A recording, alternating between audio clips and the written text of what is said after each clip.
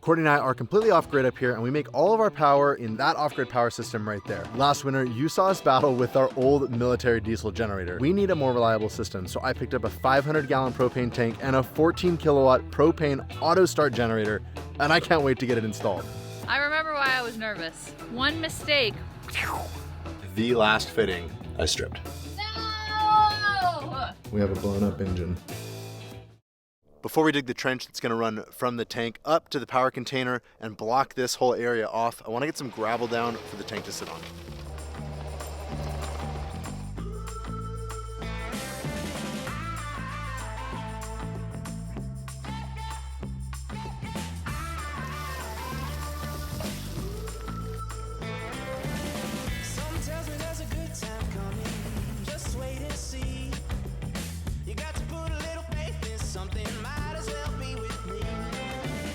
You don't have a rake for the skid steer? I know, I was just thinking, can I use the vibratory roller to compact this? I don't think so. We need a trench that runs from like here all the way up. Let's see, we'll stay on the edge of the gravel, and then we're gonna cross the gravel to there. And there's power right here. So as we get close, we might have to hand dig. I hope we don't have to, but we might have to. This trench is a delicate job, so we tracked down a delicate excavator. Just kidding, I think Courtney has a much better plan. We were going to rent a little excavator for this job, but our friend Tyler is letting us use his brand new excavator. Here we go. It's so cute. Here, kick my feet off. Smooth, tiny, quiet, and fast. Maybe, woo, like a chipmunk. Here we go.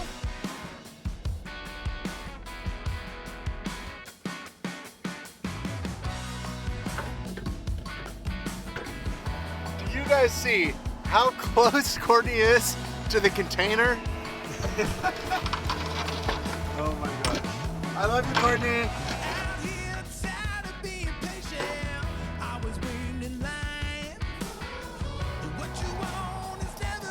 Yeah, that's good.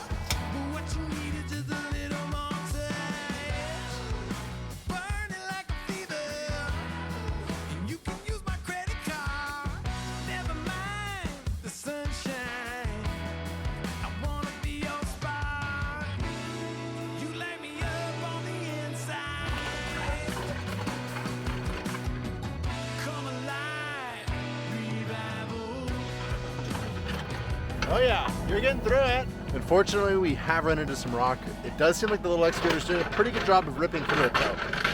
I'm actually kind of surprised. I also want to give a huge shout out to Courtney. Like, she's been doing an awesome job at being Oliver's mom.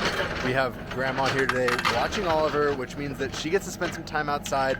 And what does she want to do? She chooses to dig a trench and run an excavator. I love my wife.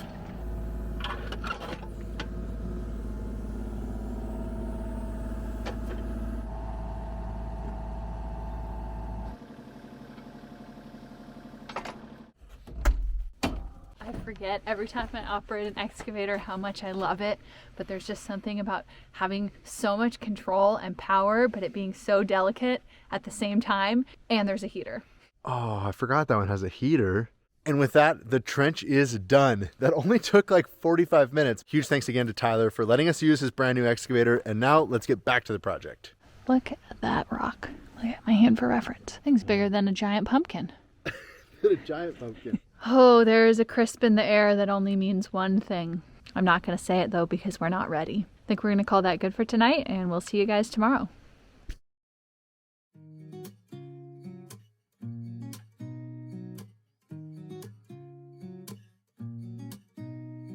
First things first, let's tilt these panels back into summertime mode to give us a little more room to work. All we have to do is pull 3 pins and tilt them back. All right, time to get the trenching. You already know I love equipment on this channel, so today I'm going to be trying out a new piece of equipment to me. It's called a pick and a shovel. Here we go. At least it's actually pretty soft.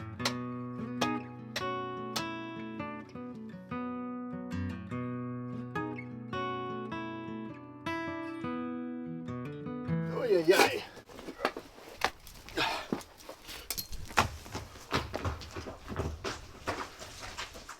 didn't really think about where I was throwing that before I threw it. Luckily it didn't hit the container shop.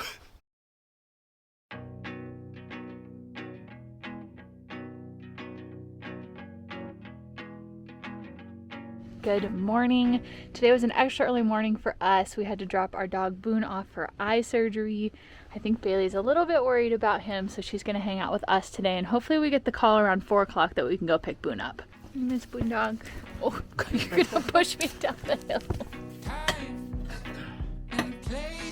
Rock.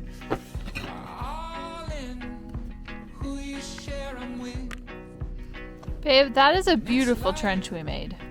I think it's time to lay some pipe. Woo!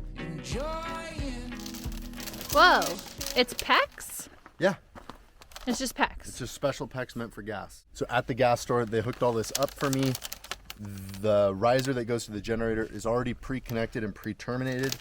This end here, free floats. So once we get it exactly where we need it, we'll cut the pipe to length and then terminate this end, which means we need to start at the generator side. Okay, it says right here, max bury depth. Do not bury. So I think that's as deep as we should bury it.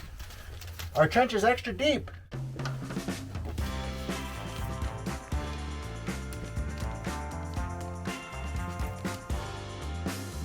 Did you measure? Oh yeah. Or are you lucky? I'm going with a little bit of both. So we're gonna start burying, being careful not to throw rocks on top of it and try to just put soft dirt on top of it.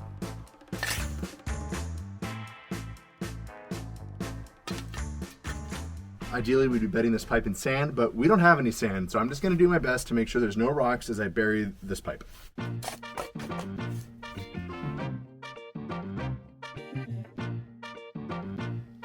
We are running out of dirt, but Riley has a plan.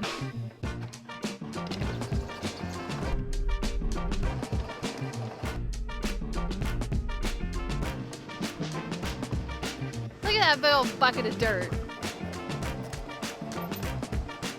Why are we installing a new generator when we already have a generator? The last 2 winters we've been a bit winter trapped, which means that one of us needs to be here to start the generator, to charge the batteries, and also to feed the wood stove so that our pipes don't freeze. With this auto start generator and our mini split install, we should be able to leave the property, the battery should be able to power the mini split to heat the house, and then if they get too low, the auto start generator should just turn on. At least that's the theory.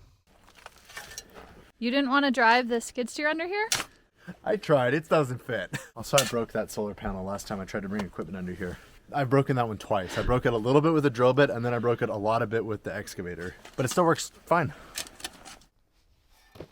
Now I'm gonna go through, try to get some of the biggest rocks out of here. Then we're ready to backfill.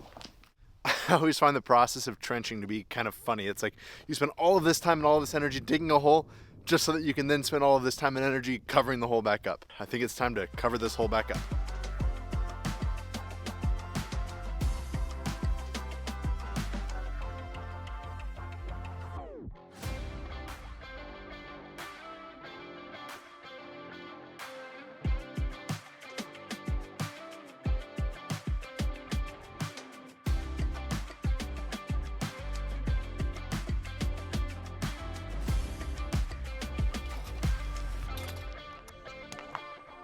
No, like right at me. I'm not gonna throw a rock at you. But it'll make a good shot. Whoa! She just tried to hit me with this rock. I think that we were both dreading this project because of the destruction that was going to happen for the trenching, but Riley took the opportunity to actually make a significant improvement over here. He stacked this awesome looking rock retaining wall, got us a little more space, and I think it's going to look really nice as all of our hydro seeding grows around it. This looks amazing. You like it? It looks so good. There's been a little change of plans here with this propane tank install. After doing some research on our Victron inverters and talking with Dexter over at Current Connected, I realized that our inverters will actually accept 2 AC inputs, which means that we can have a primary and a backup generator. So I'm no longer going to uninstall the diesel generator. I'm now going to install our propane generator as the primary and leave the diesel generator installed, hooked up, and ready to go as the backup. I had to come up with a new place to install the propane generator now, and this was actually Courtney's original idea. We're going to install it underneath the solar panels.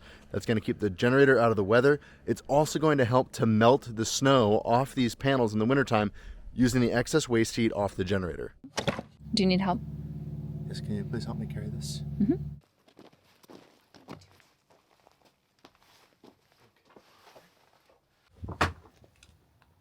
Dead on. 2 for 2? Dead on. I'm gonna go grab the wheelbarrow.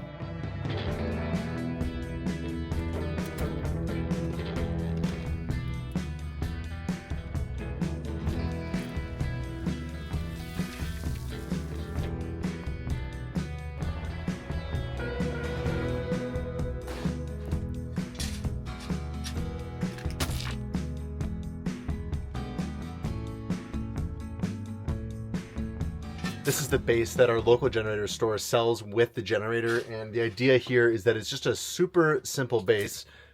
Wooden pressure treated lumber, you fill it with gravel to weight it down and make it so it can't move, and you've got a base for your generator.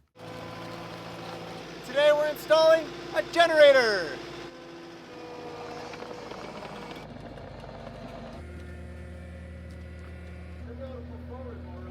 I probably won't slide down the hill. Now for the part I haven't figured out yet that I hope you've figured out, which is how to get it from there to there. Do you know how much it weighs? No, but it's probably a place to start. 440 pounds.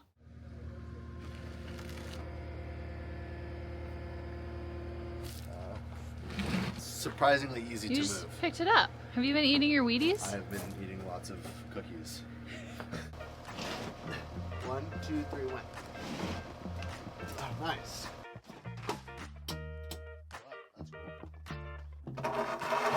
Hey! That's pretty cool. Oh, yeah. Oh, I just got a pipe in my butt. Whoa, whoa, whoa. Ah! Wow. Now it's out. I can't believe that worked. Yeah, that was way easier than I expected. I thought we were going to have to get a piece of equipment. That went so much smoother than the last time we put a generator up on this hill.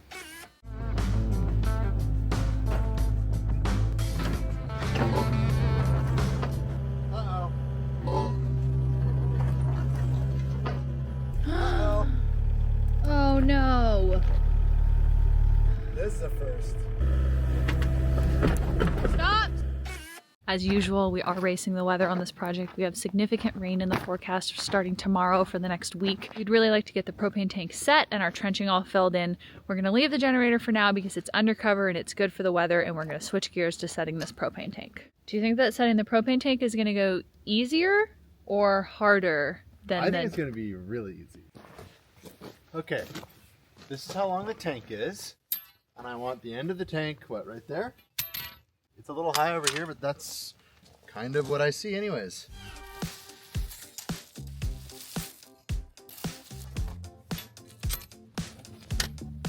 Level.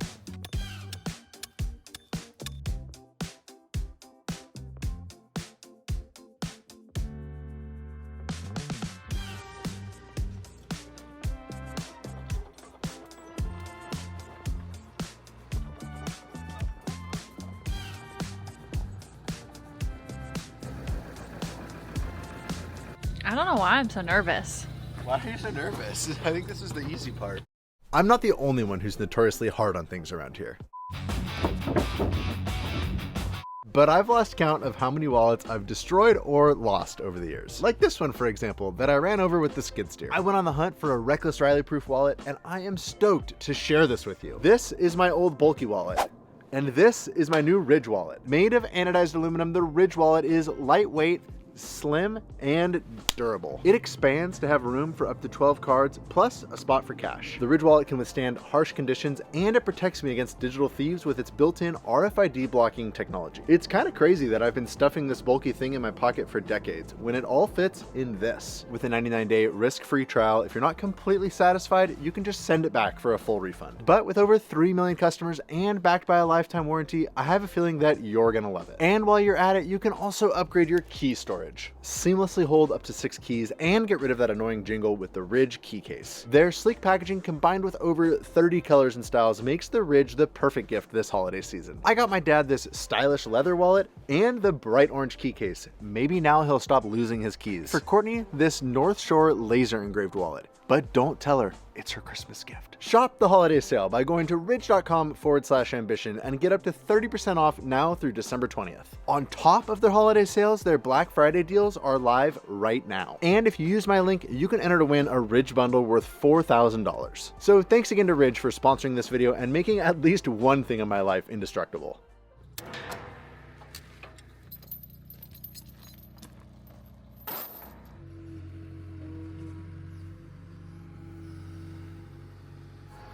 I remember why I was nervous. Why were you nervous? Because one mistake. Okay,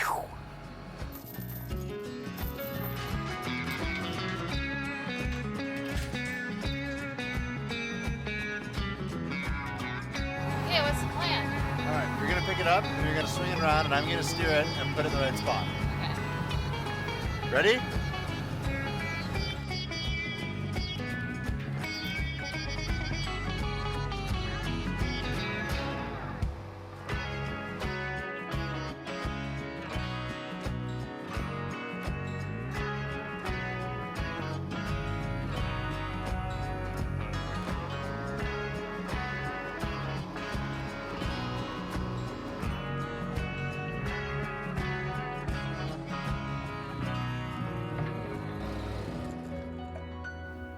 We did it.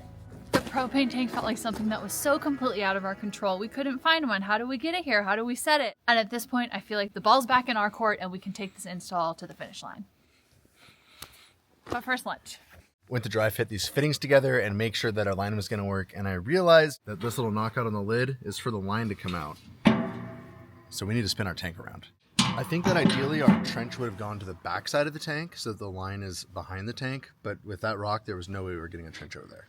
With rain in the forecast tomorrow, that means there's also mud in the forecast. So while Riley works on getting the propane tank hooked up, I'm gonna work on getting this gravel spread and all of the dirt covered up.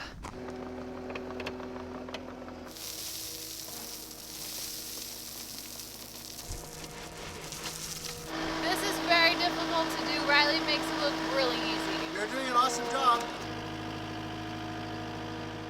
Is this what they mean when they say trenching by hand? You look like Boone. We were starting to sweat the length of this thing a little bit, but now we got extra. With the tank set and the line in the ground and the generator in place, it's time to finally start hooking everything up. We're gonna be using a 2-stage regulator. So the first regulator sits right here on top of the tank, and this drops the pressure down to 10 PSI. That 10 PSI gas travels up the line over to the generator. At the generator, there's a second regulator that drops it down to the 11 inches of water column that the generator calls for. This is my first time ever using this HDPE gas line, but it seems pretty simple. First things first, there's this protective jacket that we slide over the hose. That keeps the exposed part of the hose from being damaged by the sun or by a car or heavy equipment or Oliver. All we do is slide it on until the pipe sticks out. Probably not great to get dirt in there. And then there's this special fitting here. It's got an inner seal ring that seals to the pipe, plus the outer threads that attach to the jacket and hold it all in place. Now, same thing here. This is a compression fitting, so the seal surface is on the inside. No need for thread sealant on this one either. And finally, we tighten the regulator to the tank. This one's left-hand threads. And we are done on the tank side.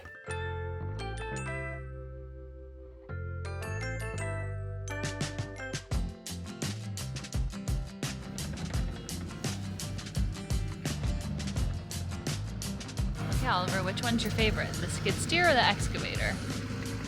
We get a lot of water that comes out from behind our shed and off this hillside, and I don't want it just running straight down the driveway of the new container shop. So I'm digging this little drainage swale to hopefully catch all that water and kind of run it into the ditch that we have that then goes around the back side of the container shop. We'll see if it works.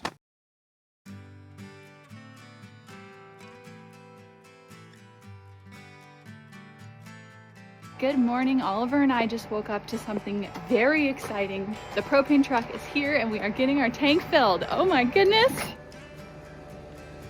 This is a little bit nerve-wracking right now. They're doing a pressure test to make sure that the tank can hold pressure. If it won't hold pressure, you won't fill it. So hopefully it holds pressure. I am so excited. The tank is full. Is it holding pressure? Yes, it's holding pressure, which means we're gonna have an auto start propane generator this winter. Oh my gosh. What do you think? We officially passed the pressure test, which means our tank is full and ready to go. Oliver, is that not the best news ever? That man made our dreams come true. I know, I am so relieved. This was the step that I didn't think was gonna happen. It's the most beautifully ugly thing I never thought I'd want in my front yard. That's funny, I agree. It's been a bit of a scramble with this project. I know that things probably feel like they've been a little all over the place in this video, and that's because, well, things have been all over the place around here too. I think one of the biggest lessons we've learned around here is that when things aren't going to go as planned, rather than just give up, it's time to adapt and overcome and double down to come up with a plan, and that's exactly what we did. We're looking at about a 1 month lead time to get a leased propane tank installed, which would potentially have put us into winter, and there's no way that truck was getting up here with the road covered in snow. And so we ended up buying a tank, transporting it ourselves, installing it ourselves, calling the propane company back. They had a last minute cancellation on their schedule. They were able to come out and get it filled, and now in less than a week, we have a full propane tank, which means now it's my job to get this generator running. With where this riser and this regulator ended up and where the generator is, there's no room for this flex line to go in there. And so what I've come up with, what I think is the simplest solution, is just to slide the whole thing over a little bit. Remember, the base is full of gravel.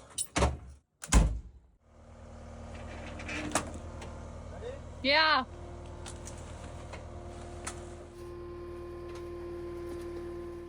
That worked. All right, there we go. Now this can go like that. That is way better. Nice job. Thanks. I can't believe we're now already to this step. This is one of those projects that seemed like it was dragging on, but then all of a sudden it's almost over. The last thing to do with this gas hookup is just to permanently install this regulator and hook up this flex line.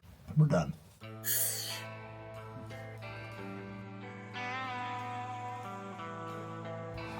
Last fitting.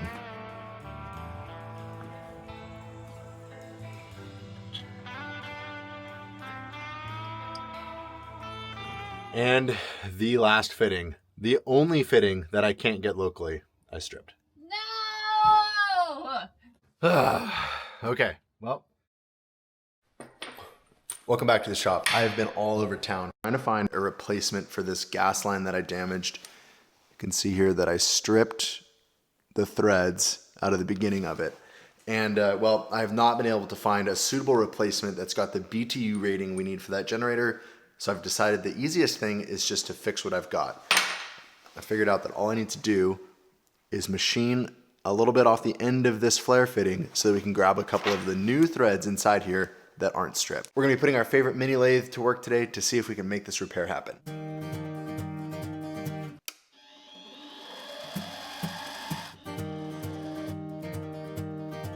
I'm using the compound slide set at a 45-degree angle because I know that that's the angle of this type of fitting.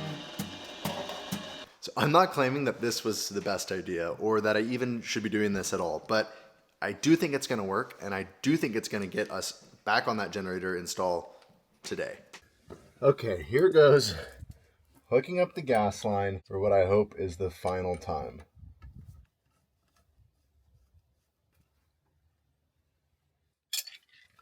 You know that saying, like, every 5-minute project is one broken bolt away from being an all-day affair? That's how I feel with this one, but I think it's safe to say that gas is hooked up. A few more electrical connections to make, and we can test this generator. I think we've gotten to the point in this project where I should probably explain what's going on. So inside this container are inverters and batteries that power our entire property 24 hours a day. Those batteries are charged by these solar panels above me.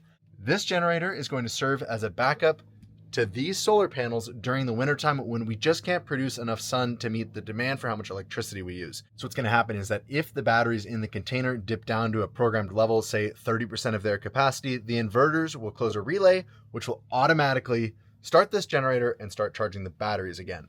This is a 14,000 watt generator, so that's going to mean that it's going to take about 5 hours to charge our batteries from 0 to 100%, which will then last us a couple days of normal use, assuming there's no sun. The next step of this project is to get the wiring installed from the generator to the inverters. First things first is to drill a hole in the back of the unit. Terrifying step.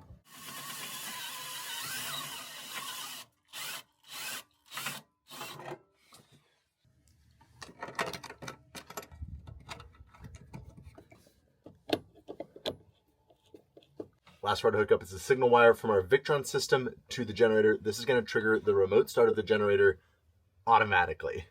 Welcome to our off-grid system. We're coming into our second winter now with this system, and overall it has performed absolutely flawlessly, except for when there's not enough solar. And that's where the backup generator comes in. So let me give you a quick tour here. The heart of this system are our 2 inverters. Each one of these inverters makes 10,000 watts to give us a total of 20,000 watts of 240 split phase power. Down here we have 60 kilowatt hours of lithium iron phosphate batteries. And up here we have our solar charge controller. And new for this winter is not just 1, but 2 generators. So these inverters right here are capable of accepting 2 separate AC inputs. A lot of times that's used for a grid input as well as a generator input. But of course we don't have a grid here. So instead I'm using both of the inputs on this side here for generators. We have our diesel generator still connected and now our auto start propane generator connected. This is our 1980s military surplus MEP-004 3-phase diesel generator. We used this last winter as our backup source of power when our solar panels couldn't make enough energy. And well, overall, it just required a lot of manual intervention and having to be here. But it does have a lot of upsides, which are that it was very inexpensive, it's very robust, and it's just flat out worked.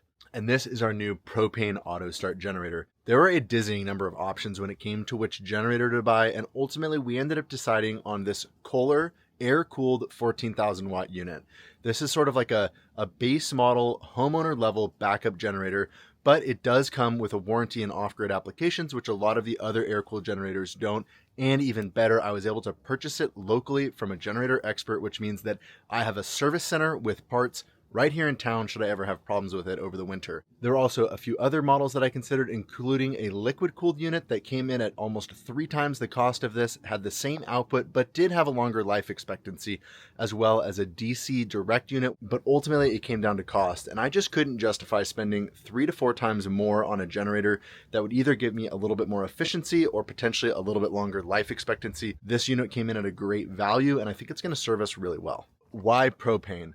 Propane has a lot of advantages. We're able to easily schedule to have propane delivered here. The company that delivers the propane will monitor the level of the tank and automatically come fill it. We have 500 gallons of propane here on site, and based on how much fuel we put in our military generator last winter, this should be more than enough to get us through an entire winter.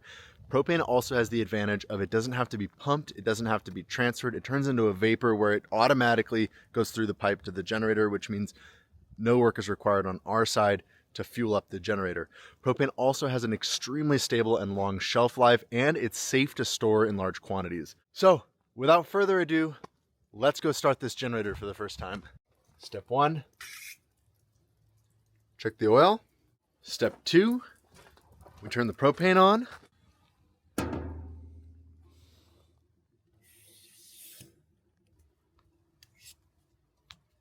Step 3, we hit run. Go.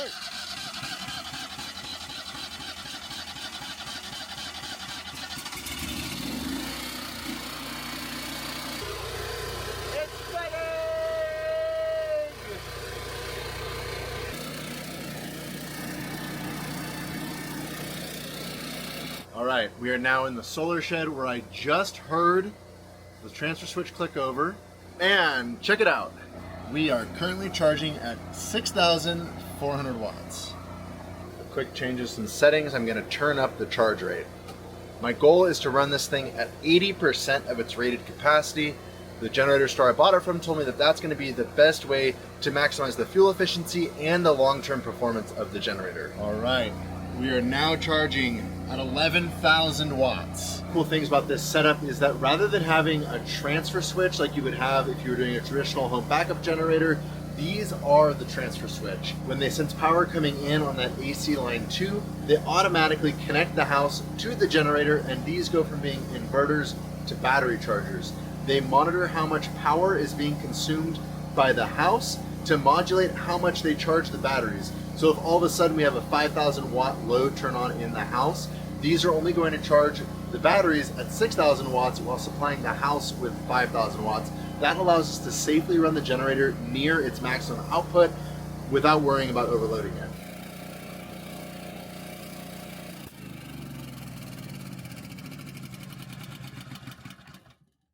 Now that we know it runs and now that we know it charges, it's time to get it set up so that our off-grid system can auto start this generator. Now in theory, all I have to do is hit auto and now it'll automatically turn on.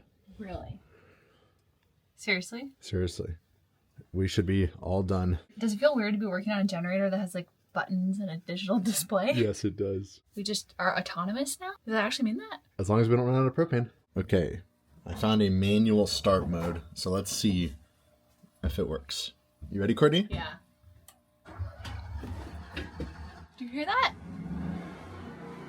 Stop it. You didn't even hit a button. You swiped your finger on a screen and our generator started. This is amazing. Oh my. Does that mean we're going somewhere tropical this winter? Where should we go? Put it down in the comments below. When it's cold and wet and we're snowed in, where should we go?